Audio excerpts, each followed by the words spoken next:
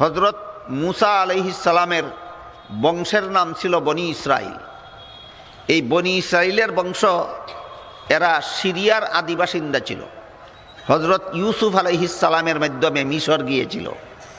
এক সময় মিশরের যে বাদশাহ মুসা আলাইহিস সালামের শত্রুতামি করেছিল, সেই বাদশাকে কুরআনের ভাষায় ফেরাউন উপাধিতে উল্লেখ করা হয়েছে।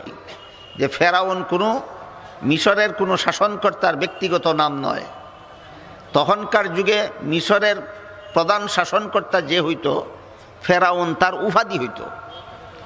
এক একজনের এক একটা ব্যক্তিগত নাম আছে, কিন্তু শাসনকর্তা নিযুক্ত হওয়া মাত্রই তাকে ফেরাউন বলা হইতো। কিন্তু আমাদের বর্তমান সমাজের সাধারণ মুসলমানগণ এই ফেরাউন যে মিশরের বাদশাদের উপাধি হইতো এটা জানে না। জানে শুধু মিশরের শাসনকর্তা মুসা আলাইহিস সালামের শত্রু ছিল। এই জন্য আমরা ফেরাউনের মূল নাম ব্যবহার না করে মুসা আলাইহিস সালামের সাথে যে ফেরাউনের সংঘর্ষ হয়েছিল সেই ফেরাউন বুঝাবার জন্য শুধু ফেরাউন উপাধিটাই ব্যবহার করব। এখন আমরা ফেরাউন বলতে একটা লোকই বুঝি, যে যেই লোকটা মিশরের শাসনকর্তা ছিল এবং মুসা আলাইহিস সালামের শত্রু ছিল। এরকম উদাহরণ আরও আছে। আবু জাহাল, তার মূল নাম ছিল আবুল হাকাম, কিন্তু আবুল হাকাম বললে এখন সাধারণ মুসলমানেরা চিনে না, আবু জাহাল বললে সবাই চিনে। ঠিক তেমনিভাবে আবুল আহাবের মূল নাম ছিল আব্দুল উজ্জা। আব্দুল উজ্জা বললে এখন সাধারণ মুসলমানের চিনে না, আবুল আহাব বললে সবাই চিনে। ঠিক তেমনিভাবে ফেরাউনের যে মূল নাম ছিল সেই নাম বললে এখন সাধারণ মুসলমানেরা চিনে না। এখন সাধারণ মুসলমানেরা ফেরাউন শব্দটা বললেই মিশরের সেই বাচ্চাকে চিনে যেই বাচ্চা মুসা আলাইহিস সালামের দুশমন ছিল। কাজেই আপনাদের বোঝার সুবিধার্থে আমি ফেরাউন বলতে সেই ফেরাউন মিশরের সেই বাচ্চাই বুঝে নেবেন যেই বাচ্চা হযরত মুসা আলাইহিস সালামের দুশমন ছিল। মুসা আলাইহিস সালামের জন্মের আগেই ফেরাউন এই মুসা আলাইহিস সালামকে হত্যা করার আইন পাশ করে রেখেছিল। গত বছর সবিস্তারে আপনাদেরকে বলা হয়েছে যে ফেরাউনের দরবারে আলোচনা হয়েছিল যে বনি ইসরাইলের বংশের মধ্যে যদি নবী জন্ম হয়, তাহলে এই নবী বনি ইসরাইলের বংশের প্রতি আমরা যে দুর্ব্যবহার চালিয়ে যাচ্ছি, তাদের বংশের মধ্যে যদি কোনো নবী জন্ম হয়, তাহলে আমাদের সকল দুর্ব্যবহারের বিচার হয়ে যাবে কড়ায় দুনিয়াতেই। তখন আমাদের পিঠ বাঁচাবে কে? এই প্রশ্নের সমাধান হিসাবে ফেরাউন আইন জারি করে দিয়েছিল যে বনি ইসরাইলের বংশের মধ্যে যত ছেলে জন্ম হবে সমস্ত ছেলেদেরকে হত্যা করে ফেলা হবে, যাতে বনি ইসরাইলের বংশে কোনো নবী জন্ম হতে না পারে। দীর্ঘদিন পরে দেখা গেল বনি ইসরাইলের বংশে কোনো যুবক পুরুষ পাওয়া যায় না। বলতে পারেন কেন? দীর্ঘদিন যাবৎ যাদের ছেলে সন্তানকে হত্যা করা হয়, দীর্ঘদিন পরে তাদের মধ্যে যুবক পুরুষ পাবে কোথায়? এই জন্য শ্রমের কাজ করাবার জন্য কোনো লোক না পাওয়ার কারণে ফেরাউনের দরবারে আবার সমস্যাটা উত্থাপন করা হইল। তখন ফেরাউন আগের আইনের মধ্যে একটু সংশোধনী আনলো। আগে তো আইন করেছিল বনি ইসরাইলের বংশে যত ছেলে জন্ম হবে সমস্ত ছেলেকেই হত্যা করা হবে। এখন সমস্ত ছেলেকে বৎসরের পর বৎসর হত্যা করার কারণে এখন আর শ্রমের কাজ করাবার জন্য কোনো মানুষ সমাজে পাওয়া যায় না। তাই ফেরাউন তার আইনে সংশোধনী এনে নূতনভাবে আইন জারি করলো যে আজকের থেকে বনি ইসরাইলের বংশের 1 বৎসরের ছেলেদেরকে রেখে দেওয়া হবে শ্রমিকের কাজ করাবার জন্য, আর 1 বৎসরের ছেলেদেরকে হত্যা করে ফেলা হবে নবী না হওয়ার জন্য। 1 বৎসরের ছেলেদেরকে রেখে দেওয়া হবে শ্রমের কাজ করাবার জন্য, পরবর্তী বৎসরের ছেলেদেরকে হত্যা করে ফেলা হবে যেন নবী হতে না পারে। তাহলে নবী হওয়ার সম্ভাবনা কি সমূলে বন্ধ হলো না অর্ধেক বাকি রইল? অর্ধেক বাকি রইল। এই বিষয়টা গত বছর সবিস্তারে আমি আপনাদেরকে বলেছি। ফেরাউন কিভাবে আইন করেছিল, আইন কিভাবে ভুল ধরা পড়ল, মানবরচিত আইন কিভাবে অচল হয়, এই সমস্ত কথা আমি গত বছর আপনাদেরকে সবিস্তারে শুনেছি। আজকে যেখান থেকে আমি আলোচনা শুরু করতে চাই সেটা হলো ফেরাউন যখন সংশোধিত আইন জারি করলো যে আজকের থেকে 1 বছরের বনি ইসরাইলের ছেলেদেরকে রেখে দেওয়া হবে শ্রমিকের কাজ করাবার জন্য, আর 1 বছর বনি ইসরাইলের ছেলেদেরকে মেরে ফেলা হবে নবী হওয়ার সম্ভাবনা না থাকার জন্য। এই অবস্থায় আল্লাহ পাক রব্বুল আলামিন সিদ্ধান্ত নিলেন যে তুমি যে বছর বনি ইসরাইলের ছেলেদেরকে শ্রমিক বানাবার জন্য রেখে দেওয়ার সিদ্ধান্ত নিয়েছ, সেই বছর আমি 1 নবী জন্ম দিয়ে পাঠাবো, আর যে বছর নবী না হওয়ার জন্য বনি ইসরাইলের সমস্ত ছেলেকে হত্যা করার আইন করেছ, সেই বছর আরেকজন নবী জন্ম দিয়ে পাঠাবো, এবং উভয় নবীকে আমি একই মায়ের গর্ভে জন্ম দিয়ে পাঠাবো। আল্লাহ পাক রব্বুল আলামিনের এই সিদ্ধান্ত মতে ফেরাউনের আইন মতো যে বৎসরের বনি ইসরাইলের ছেলেদেরকে রেখে দেওয়ার কথা, সেই বৎসর আল্লাহ হারুন আলাইহিস সালামকে জন্ম দিয়ে পাঠালেন। পরবর্তী বৎসরের বনি ইসরাইলের ছেলেদেরকে হত্যা করে ফেলার কথা, সেই বৎসরে এই হারুন আলাইহিস সালামের মায়ের গর্ভে মুসা আলাইহিস সালামকে জন্ম দিয়ে পাঠালেন। তাহলে ফেরাউনের আইন আংশিকভাবে সফল হইল না পুরাপুরি ব্যর্থ হইল? পুরাপুরি ব্যর্থ হইল। যেই বৎসরের ছেলে রেখে দেওয়ার সিদ্ধান্ত, সেই বৎসরে হারুন আলাইহিস সালামকে জন্ম দিয়ে পাঠাইলেন, আর যেই বৎসরের ছেলেদেরকে হত্যা করে ফেলার সিদ্ধান্ত নিয়েছিল, সেই বৎসর এই হারুন আলাইহিস সালামের মায়ের গর্ভে মুসা আলাইহিস সালামকে জন্ম দিয়ে পাঠাইলেন। মুসা আলাইহিস সালামের মা যখন মুসা আলাইহিস সালামকে গর্ভে নিলেন, তখন মুসা আলাইহিস সালামের মা চিন্তায় অস্থির হয়ে গেলেন যে এই বছর আমার গর্ভে যে সন্তান আসলো, এই সন্তানটা যদি ছেলে হয়, তাহলে তো ফেরাউনের জল্লাদ বাহিনী আমার হাত থেকে কেড়ে নিয়ে আমার ছেলেটাকে হত্যা করে ফেলবে আমার চোখের সামনে। আমি কেমনভাবে তা বরদাস্ত করব? এই চিন্তায় মুসা আলাইহিস সালামের গর্ভবতী মার আহার নিদ্রা বন্ধ হয়ে গেল, খানা পিনা চলে না, রাতে ঘুম চলে না, বন্ধ হয়ে গেল। যে আমার গর্ভস্থ সন্তান যদি ছেলে হয়, তাহলে তাকে আমার হাত থেকে কেড়ে নিয়ে ফেরাউনের জল্লাদ বাহিনী হত্যা করে ফেলবে। আমি কেমন করে সহ্য করব, কেমন করে বরদাস্ত করব?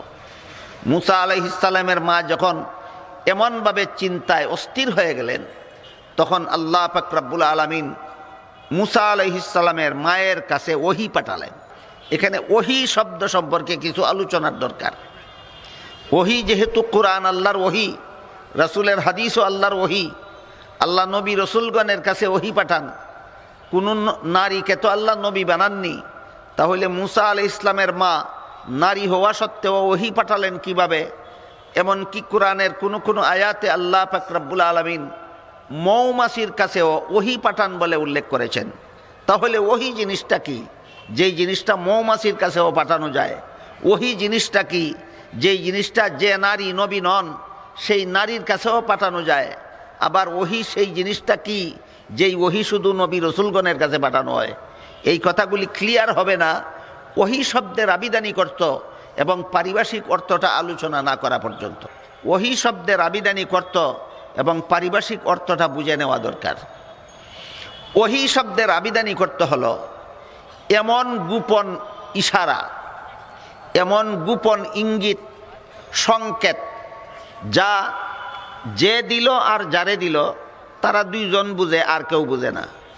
এমন গোপন ইশারাকে অভিধানে ওহী বলা হয়। বুঝাবার জন্য আপনাদেরকে একটা উদাহরণ দিচ্ছি। মনে করুন দুই বন্ধু একসাথে তফসিরুল কোরআন সম্মেলনে আসলো তফসির শোনার জন্য।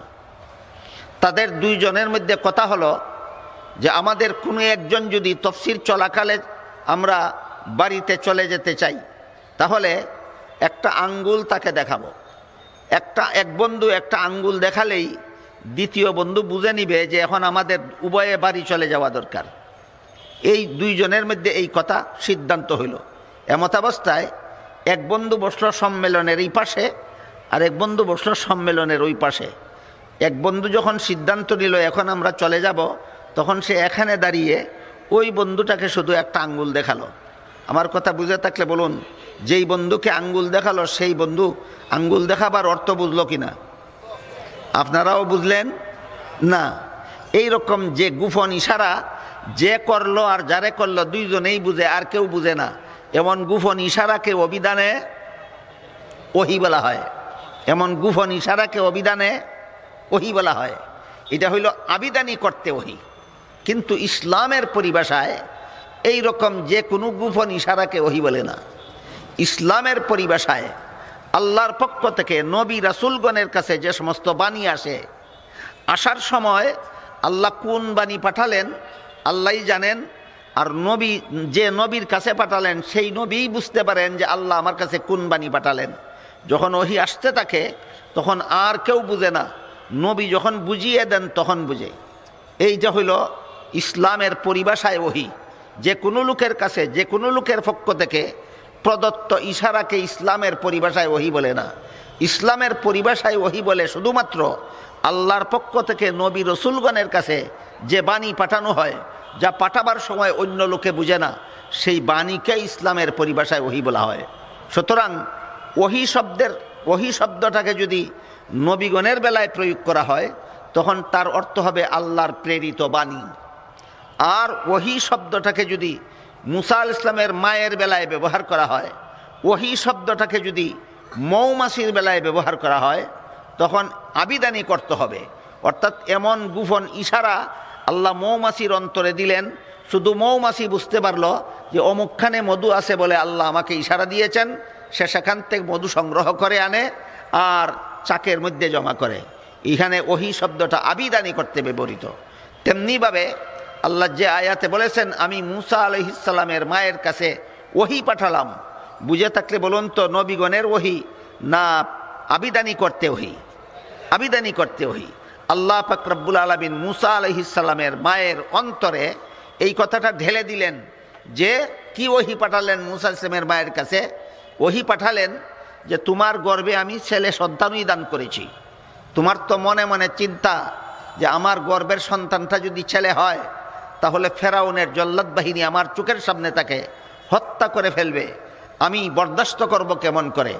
আল্লাহ মুসা আলাইহিস সালামের মায়ের অন্তরে ইঙ্গিত করে দিলেন, এই কথাগুলি ঢেলে দিলেন। নবীর কাছে যে ওহি পাঠানো হয় ইসলামের পরিভাষায় সেটাকে ওহি বলা হয়। আর আবিধানিক অর্থে যে ওহি পাঠানো হয় এই ওহিকে পরিভাষাগতভাবে ওহি বলা হয় না, সেটাকে এলহাম বলা হয়। এলহামের মর্মই হলো আল্লাহর পক্ষ থেকে আল্লাহর কোনো নেককার বান্দার অন্তরে, আল্লাহর কোনো অনুগত গুলামের অন্তরে সুকথা সুবুদ্ধি জাগিয়ে দেওয়া, এটাকেই এলহাম বলা হয়। এবং অভিধানেও এটাকেই ওহি বলা হয়। আর পরিভাষাগতভাবে ওহি বলা হয় আল্লাহর পক্ষ থেকে যে বাণী, আল্লাহর পক্ষ থেকে যে বার্তা নবী রাসূলগণের কাছে পাঠানো হয় এটাকে ইসলামের পরিভাষায় ওহি বলা হয়। বুঝে থাকলে এবার একটু দয়া করে বলুন তো মুহাম্মাদুর রাসূলুল্লাহ সাল্লাল্লাহু আলাইহি ওয়াসাল্লামের কাছে আল্লাহ যে 40 বছর বয়স থেকে ওহি পাঠানো শুরু করেছিলেন, 63 বছর বয়স পর্যন্ত ওহি পাঠিয়েছিলেন, সেইটা কি এলহাম অর্থে ওহি না আল্লাহর বাণী প্রেরণ অর্থে ওহি? আল্লাহর বাণী প্রেরণ অর্থে ওহি। আল্লাহ পাক রব্বুল আলামিন যদি নবীদের বেলায় ওহি শব্দ প্রয়োগ করেন তাহলে এর অর্থ হবে আল্লাহর প্রেরিত বার্তা বাণী, যা গোটা উম্মতের জন্য হেদায়েত। আর যদি ওহি শব্দ মৌমাছির বেলায় ব্যবহার করেন তাহলে তার অর্থ হবে গোপন ইশারা। গোপন ইশারা। আল্লাহ যদি কোরআনের কোনো আয়াতে ওহি শব্দটাকে মুসা আলাইহিস সালামের মায়ের নামে ব্যবহার করেন তাহলে সেটা হবে গোপন ইশারা। মুসা আলাইহিস সালামের মাকে ইশারায় বুঝিয়ে দিলেন যে তোমার গর্ভে আমি ছেলে সন্তানই দিয়েছি, তবে এই ছেলে ভূমিষ্ঠ হলে পরে ফেরাউনের জল্লাদ বাহিনীর হাত থেকে হেফাজতের জন্য আমি আল্লাহ দুটি দায়িত্ব পালন করব, তোমাকেও দুটি দায়িত্ব পালন করতে হবে। একটি দায়িত্ব হলো এই সন্তান ভূমিষ্ঠ হওয়ার পর তুমি এই সন্তানকে একটা বাক্সে ঢুকাবে, বাক্সে ঢুকিয়ে তুমি এই বাক্সটা নীল নদে ভাসিয়ে দেবে। মিশরের প্রসিদ্ধ নদীর নাম নীল নদ, নীল নদে ভাসিয়ে দেবে। তাহলে ছেলে সন্তান জন্ম হওয়ার পরে মুসা নবীর মাকে আল্লাহ কতটি দায়িত্ব পালন করার নির্দেশ দিলেন? দুটি। একটি হলো বাক্সে ঢুকাবেন আর একটি হলো বাক্সটি নীল নদে ভাসিয়ে দেবেন। আল্লাহ পাক রব্বুল আলামিন মুসা আলাইহিস সালামের মায়ের অন্তরে এই কথাও ঢেলে দিলেন, তুমি নদীতে ভাসিয়ে দেওয়ার পরে আমি এই শিশুকে নিরাপদে রাখব, পানিতে ডুবে মরতে দেব না, সেই দায়িত্ব আমি নিলাম। আবার এই শিশুকে নিরাপদে তোমার কুলে ফিরিয়ে দেব, সেই দায়িত্ব আমি নিলাম। তাহলে মাকে দিলেন দুই দায়িত্ব, আল্লাহ নিজে নিলেন দুই দায়িত্ব। আল্লাহ পাক রব্বুল আলামিন মুসা আলাইহিস সালামের গর্ভধারিণী মায়ের কাছে ওহী পাঠালেন, মানে আল্লাহ মুসা নবীর মায়ের অন্তরে ঢেলে দিলেন একটা সিদ্ধান্ত, সেটা হইল তোমার গর্ভে আমি ছেলে সন্তানই দান করেছি। এই ছেলে সন্তান ভূমিষ্ঠ হলে পরে ফেরাউনের জল্লাদ বাহিনীর হাত থেকে হেফাজতের জন্য তুমি দুই দায়িত্ব পালন করবে, আমি আল্লাহ দুই দায়িত্ব পালন করব। মার দুই দায়িত্ব কি কি? একটা হলো তিনি বাক্সে ঢুকাবেন, আর একটা হলো নীল নদে ভাসিয়ে দেবেন। আল্লাহ দুই দায়িত্ব পালন করবেন কি? পানিতে ডুবে মরার থেকে বাঁচাবেন, আবার ছেলেটাকে মায়ের কুলে ফিরিয়ে দেবেন। এখানে একটা প্রশ্ন আছে, সেটা হইল আল্লাহ যদি কঠিন দুইটা দায়িত্ব নিলেন, সহজ দুইটা দায়িত্ব আল্লাহ নিলেন না কেন? বাক্সে ঢুকাতে আল্লাহর ঢুকাবার মতো ক্ষমতা আল্লাহর নাই? বাক্সটাকে নীল নদে বাসাবার ক্ষমতা আল্লাহর নাই? তাহলে যে দুই কাজের দায়িত্ব আল্লাহ নিজে নিলেন কেন, আর দুই কাজের দায়িত্ব মুসা নবীর মাকে দিলেন কেন? এর মাধ্যমে আল্লাহ দুনিয়াবাসীকে, জগৎবাসী মানুষকে এক মহামূল্যবান সবক শিক্ষা দিয়েছেন। এই জন্য আল্লাহ নিজে নিছেন দুই দায়িত্ব, আর তার মাকে দিয়েছেন দুই দায়িত্ব। হযরত মুসা আলাইহিস সালামের গর্ভবতী মাকে আল্লাহ এলহামের মাধ্যমে অবগত করে দিলেন যে তোমার গর্ভে আমি ছেলে সন্তানই দান করেছি, তবে ভূমিষ্ঠ হওয়ার পর তাকে ফেরাউনের জল্লাদ বাহিনী হত্যা করে ফেলবে, এই আশঙ্কায় তুমি আহার নিদ্রা ছেড়ে দিয়েছ। আশঙ্কার দরকার নাই, এই ছেলেকে জল্লাদ বাহিনীর হাত থেকে রক্ষা করার দায়িত্ব নিলাম আমি আল্লাহ। এমনকি এই ছেলেকে আবার তোমার কুলে ফিরাইয়া দেব, কিন্তু এর আগে তোমাকে দুটি কাজ করতে হবে। প্রথম কাজ হবে ছেলেটিকে একটি বাক্সে ঢুকাবে। দ্বিতীয় কাজ, ওই বাক্সটাকে নীল নদে ভাসিয়ে দেবে। হযরত মুসা আলাইহিস সালামের গর্ভবতী মা আল্লাহর পক্ষ থেকে এই নির্দেশ পাওয়ায় শান্ত হলেন, মনের অস্থিরতা অশান্তি দূর হল। ভূমিষ্ঠ হওয়ার পর মুসা আলাইহিস সালামকে তার মা একটা বাক্সে ঢুকালেন এবং নীল নদে ভাসিয়ে দিলেন। আল্লাহ পাক রব্বুল আলামিন পানিকে আদেশ করলেন, এই বাক্সটা তুমি ডুবাইও না, বাসাইয়া নিয়ে যাও, নিয়া ফেরাউনের গাঁটে লাগাও। আমি জগৎবাসীকে দেখাইয়া দেব রাকে আল্লাহ মারে কে। নদীর পানি আল্লাহর হুকুম মানল। তাই নীল নদের পানিকে আল্লাহ যখন হুকুম দিলেন, এই শিশু মুসা বহনকারী বাক্সটাকে তুমি ডুবতে দিও না, বাসিয়ে নিয়ে যাও আর ফেরাউনের ঘাটে নিয়ে লাগাও। নীল নদের পানি আল্লাহর হুকুমে শিশু মুসা বহনকারী বাক্সকে নিয়ে ফেরাউনের ঘাটে লাগাইল। ফেরাউনের ঘাটে তখন কোনো তফসিরের বিবরণ মতে ফেরাউনের বিবি আসিয়ার বান্দি দাসীরা দোয়া মুসার কাজ করতেছিল। জিনিসপত্র দুইতে ছিল, পানি বাসিয়ে একটা বাক্স নিয়ে এসেছে, দেখে তারা আশ্চর্য হয়ে বাক্সটা পারে উঠাইল। বাক্স পারে উঠাইয়া বাক্সটা তারা খুলতে চাইল। যখন বান্দি দাসীরা নদীর পারে বাক্স খুলতে চাইল, তখন আল্লাহ এই সমস্ত বান্দি দাসীদের একটি বান্দির মাথায় একটা বুদ্ধি জাগাইয়া দিলেন। কি বুদ্ধি জাগাইয়া দিলেন? বান্দির মাথায় আল্লাহর পক্ষ থেকে বুদ্ধি জাগিয়ে দেওয়া হলো যে নদীতে ভেসে আসা বাক্সটা যদি আমরা নদীর পাড়েই খুলে ফেলি, খোলার পরে যদি দেখা যায় এই বাক্সর ভিতরে টাকা পয়সা, সোনা রূপা, ধন দৌলত ইত্যাদি পাওয়া যায়, যদি তাহলে রাজবাড়ির লোকেরা, আমরা তো বান্দি দাসী, রাজবাড়ির লোকেরা বলবে বান্দি দাসীরা টাকা পয়সা ভর্তি সিন্দুক সোনা রূপা ভর্তি বাক্স তোমরা নদীর ঘাটে খুলেছ, না জানি বাড়িতে পৌঁছাবার আগে তোমরা কি পরিমাণ চুরি করেছ। খামোখা আমরা চুরি না করে চোর সাজতে যাব কেন? এই বাক্স সরাসরি রাজার রানীর সামনে নিয়ে আমরা খুলব, যেন আমরা নদীর ঘাটে খুলে চুরি করেছি এমন কথা বলার সুযোগ যেন কেউ না পায়। বান্দির মাথায় আল্লাহ এই বুদ্ধি জাগিয়ে দিলেন কোন কারণে? আল্লাহর ইচ্ছা হলো যে এই শিশুটাকে সরাসরি ফেরাউনের বিবির কাছে পৌঁছাইয়া দেওয়া। তাই যুক্তি করে সমস্ত বান্দি দাসীরা বাক্সটা নিয়ে গেল ফেরাউনের বিবির কাছে। ফেরাউনের বিবির নাম ছিল আসিয়া। ফেরাউনের বিবি আসিয়ার কাছে বান্দি দাসীরা বাক্সটা নিয়ে গেল এবং সেখানে বাক্সটা খুলল। খোলার পরে দেখা গেল এই বাক্সর ভিতরে কোনো টাকা পয়সা নাই, এই বাক্সর ভিতরে কোনো সোনা রূপা ধন সম্পদ নাই। এই বাক্সর ভিতরে আছে একটা লাওয়ারিশ শিশু ছেলে।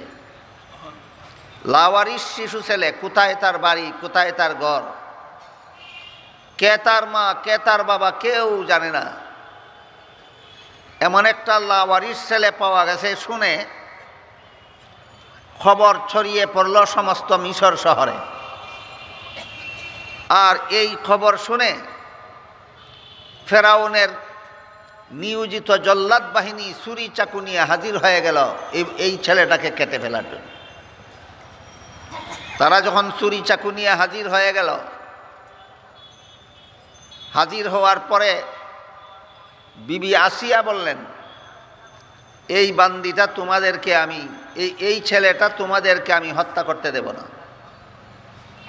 এই ছেলেটার প্রতি আমার দয়া মায়া লাগে, আমি ছেলেটাকে লালন পালন করব। দুই দায়িত্ব আল্লাহ মুসা আলাইহিস সালামের মাকে দিলেন, আর দুই দায়িত্ব আল্লাহ নিজে দিলেন, নিজে নিলেন। এর মধ্যে মানব জাতির জন্য বিরাট শিক্ষণীয় ব্যাপার রয়েছে। মাকে যে দুই দায়িত্ব দিলেন, সেই দুই দায়িত্বের এক দায়িত্ব হলো ভূমিষ্ঠ হওয়ার পরে শিশুটাকে বাক্সে ঢুকাবেন, আর এক দায়িত্ব হলো বাক্সটা নীল নদে ভাসিয়ে দেবেন। আল্লাহ যে দুই দায়িত্ব নিলেন তার এক দায়িত্ব হলো এই শিশুকে তিনি ফেরাউনের জল্লাদ বাহিনীর হাত থেকে হেফাজত করবেন, আবার শিশুটাকে নিরাপদে মায়ের কোলে ফিরিয়ে দেবেন। কত দায়িত্ব দিলেন মাকে? দুই দায়িত্ব। কত দায়িত্ব নিলেন আল্লাহ নিজে? দুই দায়িত্ব। মুসা নবীর মাকে যে দুই দায়িত্ব দিলেন, সেই দুইটা কাজ কি আল্লাহ করতে পারতেন না? পারতেন। তাহলে দুইটা তাকে দিলেন কেন? এখানে মানব জাতির জন্য বিরাট শিক্ষণীয় বিষয় রয়েছে। সেটা হলো আল্লাহ পাক রব্বুল আলামিন দুনিয়াতে মানুষ পাঠিয়েছেন কিছু কাজ করার জন্য, নিষ্ক্রিয় জীবনযাপনের জন্য নয়। এবং আল্লাহ ওই সমস্ত কাজই মানুষকে করতে দিয়েছেন যেগুলি করার ক্ষমতাও দিয়েছেন। মানুষকে আল্লাহ নামাজ পড়ার ক্ষমতা দিয়েছেন, নামাজ পড়তে আদেশ করেছেন। রোজা রাখার ক্ষমতা দিয়েছেন, রোজা রাখার আদেশ করেছেন। হালাল পথে চলার ক্ষমতা দিয়েছেন, হালাল পথে চলার আদেশ করেছেন। এক আয়াতে আল্লাহ পরিষ্কারভাবে বলেন, লা ইউকাল্লিফুল্লাহু নাফসান ইল্লা বুসআহা। মানুষের ক্ষমতার বাইরে আল্লাহ মানুষকে কোনো কাজের আদেশ করেন না। এই আয়াত এ ব্যাপারে পরিষ্কার। মানুষকে আল্লাহ কোন কাজের আদেশ করেন? যে কাজের ক্ষমতা নাই তার, না যে কাজের ক্ষমতা দিয়েছেন তাকে। হ্যাঁ, যে কাজের ক্ষমতা দিয়েছেন আল্লাহ মানুষকে সেই কাজের আদেশ করেন। কাজেই আল্লাহ পাক রব্বুল আলামিন দুনিয়াতে মানুষ পাঠিয়েছেন নিষ্ক্রিয় বসে থাকার জন্য নয়, কিছু কাজ করার জন্য পাঠিয়েছেন। এজন্য কেউ যদি বলে যে এই দুনিয়াতে আমার কিছু করার নাই, যা কিছু করার আল্লাহই করে দেবেন, এটা ইসলামী মতবাদ নয়, এটা বৈরাগী মতবাদ। আমার কোনো কাজ করার নাই দুনিয়াতে, আমার যত কাজ করার আছে সবগুলি আল্লাহ করে দেবেন, এটা ইসলামী মতবাদ নয়, এটা বৈরাগ্যবাদ। মানুষ যেন বৈরাগ্যবাদকে বরণ না করে, বৈরাগ্যবাদ বরণ না করার শিক্ষা এখানে আছে। মূসা নবীর মাকে আল্লাহ দায়িত্ব দুইটা দিলেন, তোমাকে নিষ্ক্রিয় বসে থাকার জন্য দুনিয়াতে পাঠানো হয়নি। মাকে দিলেন এমন দুই কাজের দায়িত্ব যে দুই কাজ করার ক্ষমতা আছে তার, আর আল্লাহ নিলেন এমন দুই কাজের দায়িত্ব যে দুই কাজ করার ক্ষমতা মায়ের নাই। হযরত মূসা আলাইহিস সালাম এর মা যখন এই বাক্সতে শিশু মূসাকে ঢুকিয়ে যখন বাক্সটা নীল নদে ভাসিয়ে দিলেন, আল্লাহর হুকুমে নদীর পানি বাক্সকে ফেরাউনের গাঁঠে লাগাইল। ফেরাউনের বান্দিদাসীরা বাক্স নিয়ে বিবি আসিয়ার কাছে গেল। আসিয়ার কাছে যাওয়ার পর এই বাক্স খোলার পরে কি পাওয়া গেল? একটা লাওয়ারিস শিশু ছেলে। সাথে সাথে ফেরাউনের জল্লাদ বাহিনী হাজির হয়ে গেল তাকে হত্যা করে ফেলার জন্য। বিবি আসিয়া বললেন, তোমাদেরকে এই সন্তান হত্যা করতে দেব না, আমার দয়া মায়া লাগে, আমি এই ছেলেটাকে লালন পালন করব। জল্লাদ বাহিনী বলে, আপনার দয়া মায়া লাগলে কাজ হবে না, আমরা ফেরাউনের বেতনভোগী চাকর, আমরা ফেরাউনের বেতন খাই, তার দেওয়া ডিউটি আমাদের পালন করতে হবে, এই সন্তানকে আমাদের কেটে ফেলতে হবে, হত্যা করে ফেলতে হবে। বিবি আসিয়া বললেন, যে ফেরাউনের বেতনভোগী চাকর তোমরা, যে ফেরাউনের বেতন খাও বলে এই ছেলেটাকে হত্যা করতে চাও, সেই ফেরাউন তো আমার স্বামী। আমার স্বামী যদি আমাকে এই ছেলেটা লালন পালন করতে দেয়, তাহলে তোমরা হত্যা করনেওয়ালাকে। জল্লাদ বাহিনী বলল, ঠিক আছে, আপনার স্বামী ফেরাউন যদি আপনাকে এই ছেলেটা লালন পালন করতে দেয়, আমরা হত্যা করব না, কিন্তু আমরা দাঁড়িয়ে থাকা অবস্থায় আপনি আপনার স্বামীকে জিজ্ঞাসা করুন এই ছেলেটাকে আপনার লালন পালনের জন্য ছেড়ে দিতে তিনি রাজি কিনা। এই বলে জল্লাদ বাহিনী ছুরি চাকু নিয়ে দাঁড়িয়ে রইল, আর বিবি আসিয়া এই লাওয়ারিস ছেলেটাকে নিয়ে ফেরাউনের কাছে গেলেন। গিয়া বললেন, এইভাবে একটা লাওয়ারিস ছেলে পাওয়া গেছে। আপনার জল্লাদ বাহিনী বলে এইটাই বনি ইসরাইলের কোনো মায়ের সন্তান হবে, আমাদের হাত থেকে রেহাই পাওয়ার জন্য নদীতে ভাসিয়ে দিয়েছিল, যেহেতু আমরা পেয়ে গেছি আমরা তাকে হত্যা করে ফেলব। কিন্তু আমি বিবি আসিয়া বলতেছি, এই ছেলেটার প্রতি আমার অন্তরে দয়া মায়া লাগে, আমার লালন পালন করতে মনে চায়, কিন্তু তারা আপনার অনুমতি ছাড়া মানে না। এবার আপনি বলুন এই ছেলেটাকে আমার লালন পালন করতে দিবেন কিনা, অনুমতি দিবেন কিনা। ফেরাউন বলে, এই আসিয়া, এই ছেলেটাই ভবিষ্যতে আমার দুশ্মন হয়ে আমাকে ধ্বংস করতে পারে, এই ছেলেটাই বড় হয়ে আমার দুশ্মন হয়ে আমাকে ধ্বংস করতে পারে। এই কথা বলা মাত্রই ফেরাউনের কথার ভঙ্গিতে আপনারা কি বুঝতেছেন? লালন পালনের অনুমতি দিয়া দিবে না অনুমতি দেওয়ার মন মানসিকতা নাই? মন মানসিকতা নাই। এই কথাটা যখন ফেরাউন প্রকাশ করলো যে এই ছেলেটাই ভবিষ্যতে আমার দুশ্মন হতে পারে, আমাকে ধ্বংস করে দিতে পারে, এই কথা বলার সাথে সাথে আল্লাহ ফেরাউনের মাথায় একটা বুদ্ধি জাগাইয়া দিলেন। আগে দিছিলেন কার মাথায় বুদ্ধি জাগাইয়ে? বান্দির মাথায়। এবার দিলেন কার মাথায় বুদ্ধি জাগিয়ে? ফেরাউনের মাথায়। ফেরাউনের মাথায় আল্লাহ কি বুদ্ধি জাগিয়ে দিলেন? আল্লাহ বুদ্ধি জাগিয়ে দিলেন এই কথা যে স্বামী স্ত্রী মিলেমিশে সুখের সংসার গড়তে হলে, স্বামী স্ত্রী মিলেমিশে সুখের সংসার গড়তে হলে স্বামীর জীবনের সকল কাজই স্ত্রীর পছন্দনীয় হওয়া সম্ভব নয়, স্ত্রীর জীবনের সকল কাজেই স্বামীর পছন্দনীয় হওয়া সম্ভব নয়।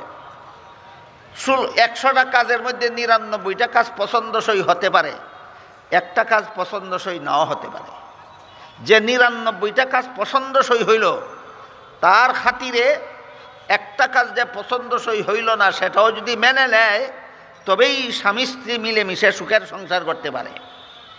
কাজেই এই লাওয়ারিস ছেলেটা আমার মহব্বত লাগে না, আমার ভালো লাগে না, আমার দয়া মায়া লাগে না, কিন্তু আমার বিবি আসিয়ার যেহেতু দয়া মায়া লেগেছে, কাজে আমার দয়া মায়া না লাগলেও এখানে আমি তার দয়া মায়া লাগাটাকে মূল্যায়ন করি, দুজনে মিলে সুখের সংসার করার জন্য।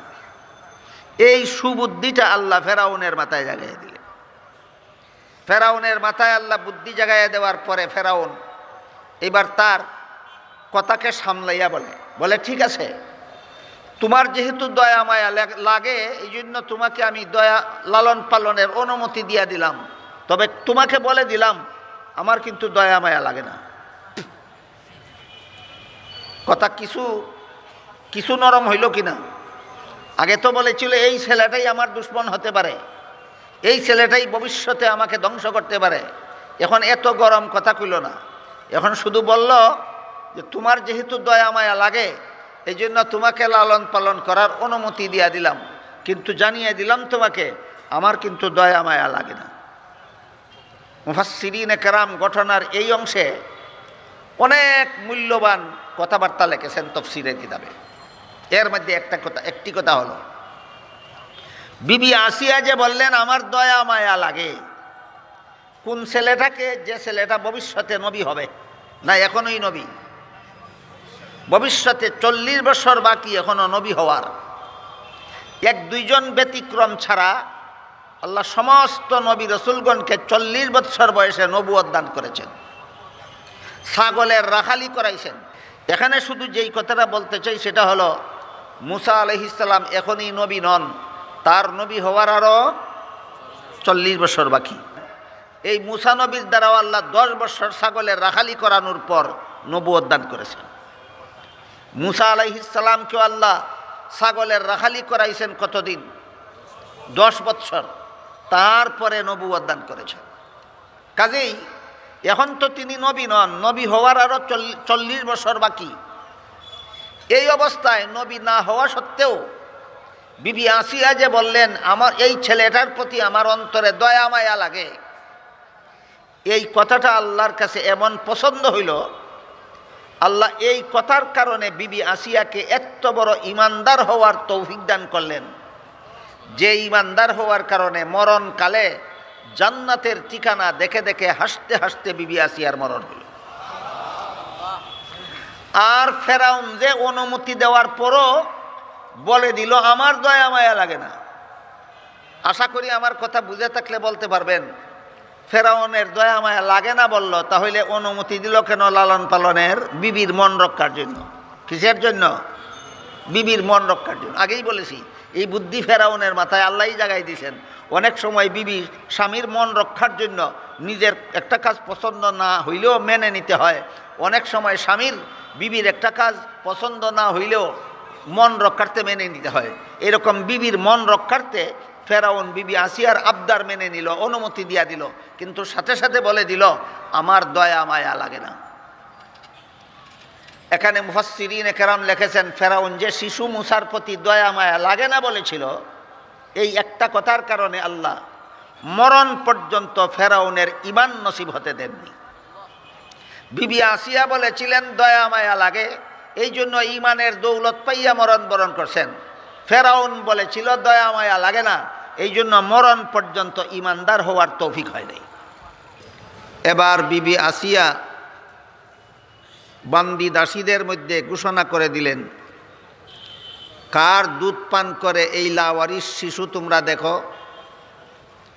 তাকে এই শিশু মুসার দুধ পানের দায় দায়িত্ব অর্পণ করা হোক। কিন্তু আল্লাহ পাক রব্বুল আলামিনের কুদরতি ইশারায় মুসা আলাইহিস সালাম কোনো নারীর স্তন থেকে দুধ পান করতেছিলেন না।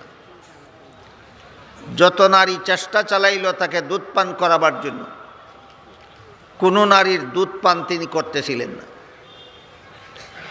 এতে ফেরাউনের বিবি আসিয়া অস্থির হয়ে গেলেন, কি করা যায়? কোনো নারীর দুধ পান না করলে তো তাকে লালন পালন করা যাবে না। এদিকে শিশু মুসাকে বাক্সে ঢুকিয়ে নীল নদে ভাসিয়ে দেওয়ার পর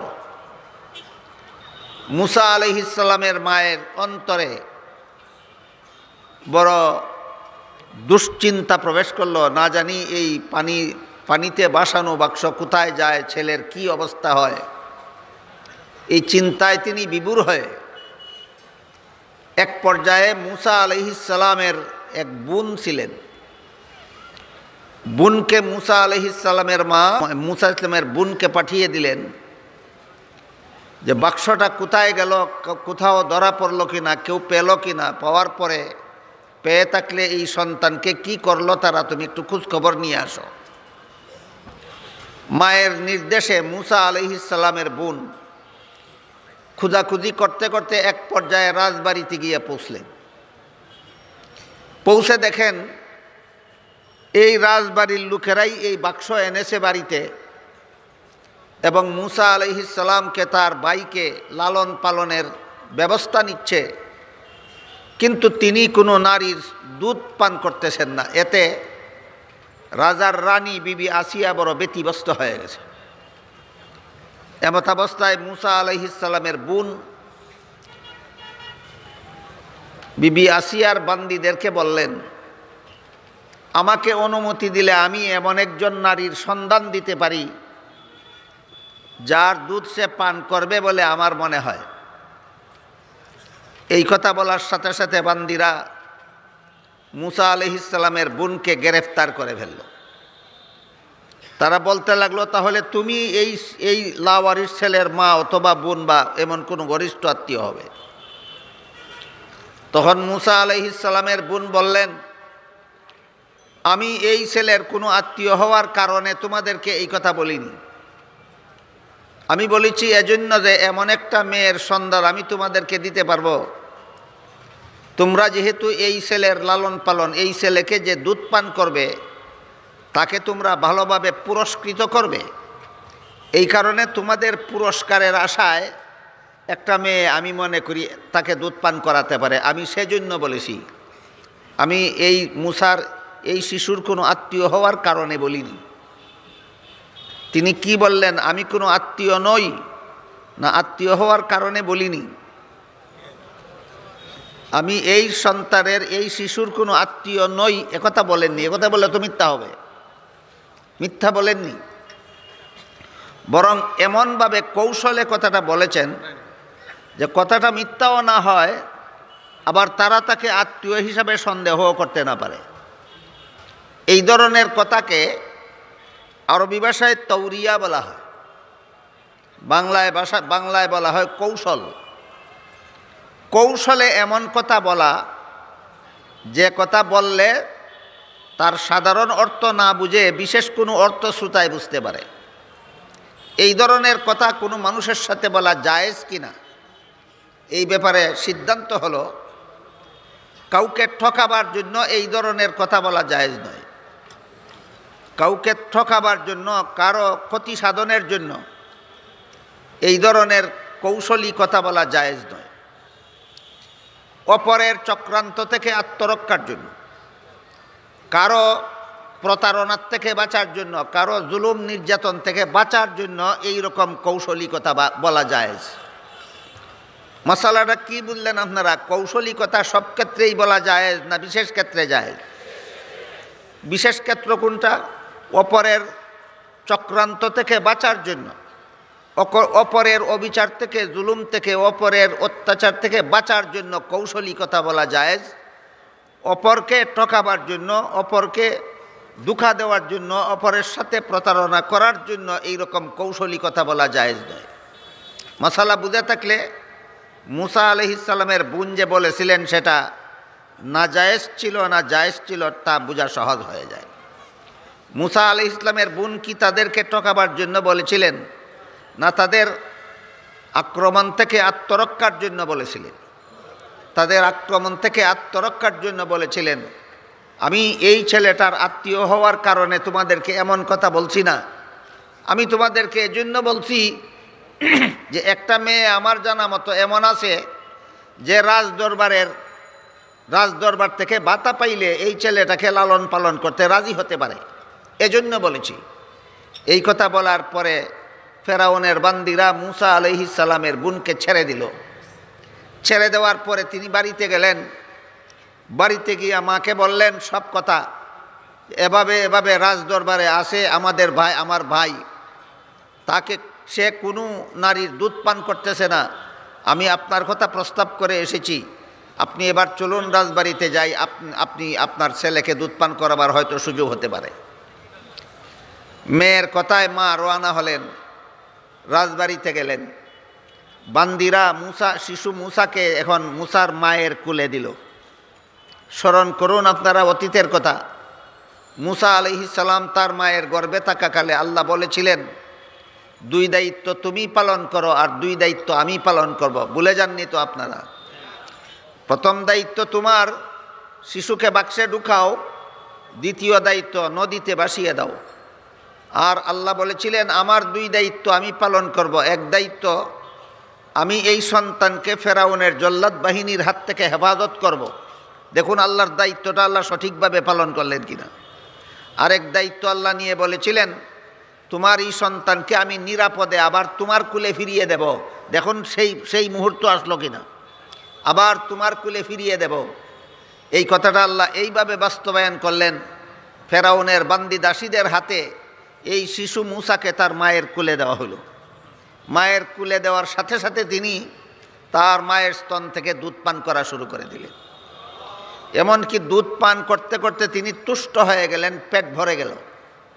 এই অবস্থা দেখে ফেরাউনের বিবি আসিয়া মুসা আলাইহিস সালামের মাকে বলতে লাগলো, যেহেতু এই লাওয়ারিস ছেলেটা, আমি তাকে লালন পালন করার সিদ্ধান্ত নিয়েছি, কাজে এই ছেলেটা এখন আমার পালক ছেলে। যেহেতু এই আমার পালক ছেলে আর কোনো নারীর দুধ পান করে না, একমাত্র তোমার দুধ পান করে, কাজেই তুমি যতদিন পর্যন্ত আমার ছেলে দুধ পান করবে ততদিন পর্যন্ত আমার বাড়িতে থাকো। তোমার সংসারের যাবতীয় খরচ আমি বহন করব। আমার বাড়িতে থেকে আমার ছেলেটাকে তুমি দুধ পান করাও। কার ছেলেকে কার ছেলে বলে দাবি করছে নিশ্চয়ই আপনারা বুঝতে পারছেন।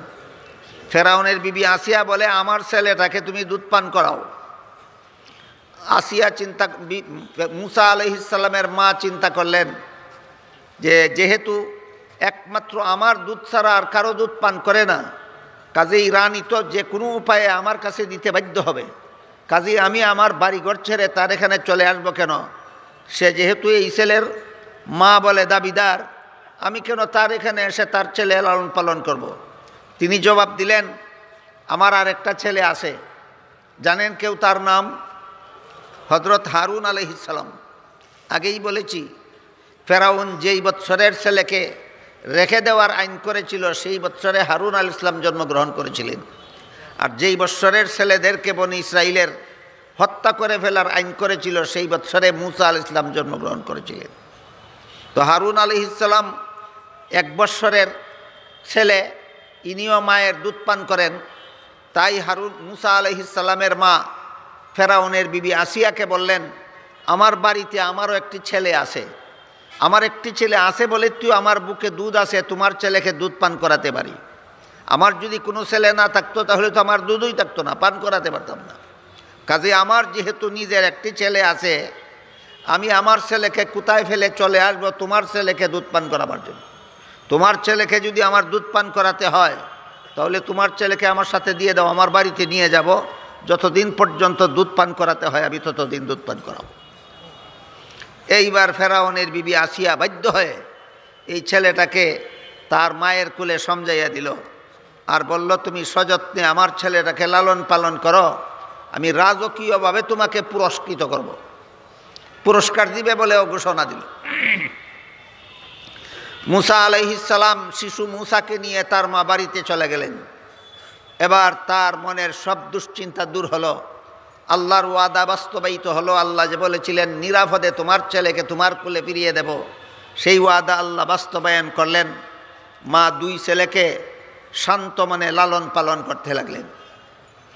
যখন মুসা আলাইহিস সালামের দুধ পান করার মেয়াদ শেষ হলো, তখন রানী আসিয়ার নির্দেশে এই ছেলেকে নিয়ে গেলেন রানীর বাড়িতে।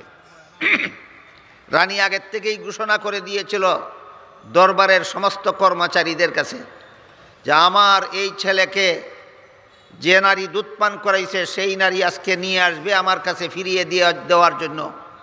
কাজে আমার ছেলেকে যেই নারী দুধ পান করাইল এতদিন তাকে তোমরা সমস্ত কর্মচারীরা সন্তোষজনকভাবে পুরস্কার দিতে হবে। সমস্ত রাজ দরবারের সমস্ত কর্মচারীদের মধ্যে ঘোষণা করে দিল যে আমার পালক ছেলেকে যে মেয়ে দুধ পান করাইছে এই মেয়েকে তোমরা সন্তোষজনকভাবে পুরস্কার দিতে হবে।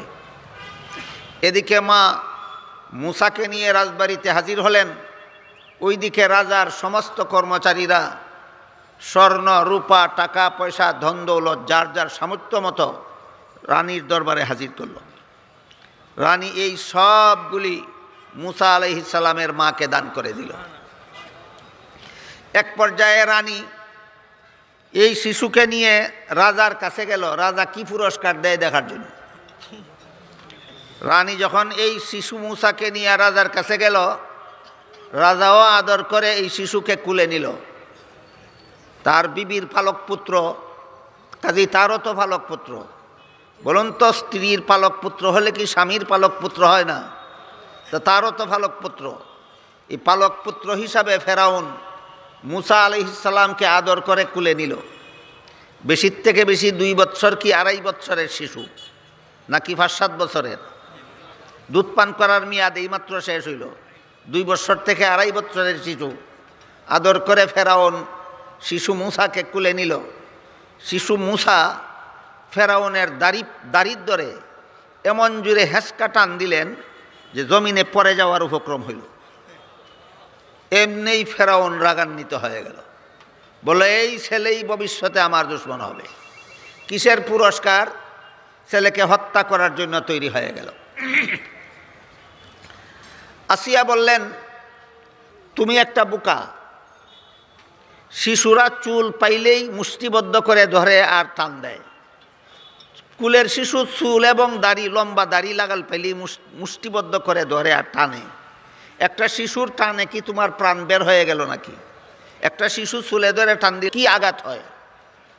ফেরাউন বলল, এই আসিয়া, কেমন টান দেওয়া দিছে এটা তুই বুঝবে না, আমি বুঝতে পেরেছি। সে কেমন টান দেওয়া দিছে, শিশু সুলভ টান দেওয়া দিছে না শত্রু সুলভ টান মারা মারছে, এটা তো তুই বুঝবে না, এটা তো আমি টের পাইছি। এখন তো বিবি আসিয়া দেখলেন অবস্থা বেগতিক। অবস্থা বেগতিক দেখে বিবি আসিয়া একটা প্রস্তাব করলেন, ঠিক আছে, তুমি যদি মনে করো যে এটা তোমার শত্রু সুলভ হেঁচকা টান দিয়েছে তোমার দাড়িতে ধরে, তাহলে সে শিশু সুলভ টান দিল না শত্রু সুলভ টান দিল, এর জন্য একটা পরীক্ষা করে নেওয়া দরকার। বিবি আসিয়া প্রস্তাব করলেন, তার সামনে একটা পেয়ালার মধ্যে 2 টুকরা মুতি রাখা হোক, আর একটা পেয়ালার মধ্যে 2টা জ্বলন্ত আঙ্গার রাখা হোক।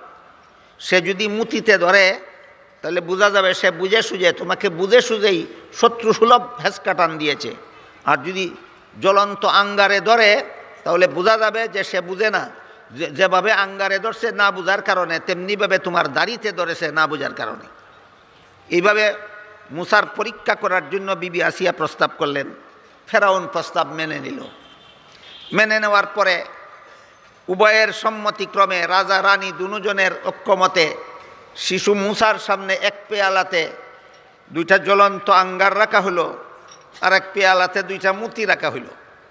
মুসা আলাইহিস সালাম মুতিগুলির মধ্যে ধরার জন্য হাত বাড়াইছিলেন। মুসা আলাইহিস সালাম হাত বাড়াইছিলেন আঙ্গারে না ধরে মুতিতে হাত ধরার জন্য, মুতিকে হাতে ধরার জন্য। বলুন তো, আপনারা ঘটনা বুঝে থাকলে মুতিতে ধরলে ফেরাউনের পরীক্ষায় তো বিবি আসিয়া ফেল করবেন, মুসা নবীর বিপদ হবে। এই জন্য আল্লাহ পাক রব্বুল আলামিন তাৎক্ষণিকভাবে জিবরিল ফিরিস্তা পাঠিয়ে দিলেন। জিবরিল ফিরিস্তা শিশু মুসার হাত ধরে এই মুতির পেয়ালার থেকে হাত ফিরিয়ে আঙ্গারার পেয়ালাতে হাত বাড়াইয়া দিলেন। তখন শিশু মুসা শিশু সুলভ স্বভাব মতেই এই 2টা আঙ্গারা, জ্বলন্ত আঙ্গারা মুষ্টিবদ্ধ করে মুখে দিয়ে ফেললেন। ছোট্ট শিশুরা যেমনভাবে কোনো কিছু পেলেই, সুন্দর কোনো কিছু পেলেই হাতে নিয়ে সাথে সাথে মুখে দিয়ে ফেলে, মুসা আলাইহিস সালামও 2টা জ্বলন্ত আঙ্গার হাতে নিয়ে মুখে দিয়ে ফেললেন, যে কারণে তার জিহ্বার আগা পুড়ে গেল। এই ঘটনার মধ্যে জিহ্বার অগ্রভাগ পুড়ে যাওয়ার কারণে সারা জীবন ভর মুসা আলাইহিস সালামের কথা বলতে একটু তুতলামি ভাব হইত, শব্দ অক্ষর পরিষ্কারভাবে উচ্চারণ হইতো না। মানুষ যেভাবে মানুষ যেভাবে কথা বলতে একটু ব্যাঘাত হয় কথা উচ্চারণ করতে, মুসা আলাইহিস সালামেরও এরকম কথা উচ্চারণ করতে একটু ব্যাঘাত হইত। যাই হোক, পরীক্ষায় বিবি আসিয়া পাশ করলেন, পরীক্ষায় মুসা আলাইহিস সালাম পাশ করলেন। পাশ করার পরে সমস্ত রাজদরবারের কর্মচারীরা তো পুরস্কার যা দেওয়ার দিলই, বিবি আসিয়া নিজের পক্ষ থেকে আরও অনেকগুলি ধন সম্পদ, টাকা পয়সা, সোনা রূপা মুসা আলাইহিস সালামের মাকে পুরস্কার দিয়ে পাঠাইয়া দিল। বিবি আসিয়া এই শিশু ছেলেকে ফেরত দিয়া গেলেন রাজার বাড়িতে, আর তিনি এই সমস্ত ভাতাগুলি নিয়ে নিজের বাড়িতে চলে গেলেন। এরপর থেকে ঘটনার ধারাবাহিকতা ইনশাআল্লাহ আগামী বছর এখান থেকে আলোচনা শুরু হবে।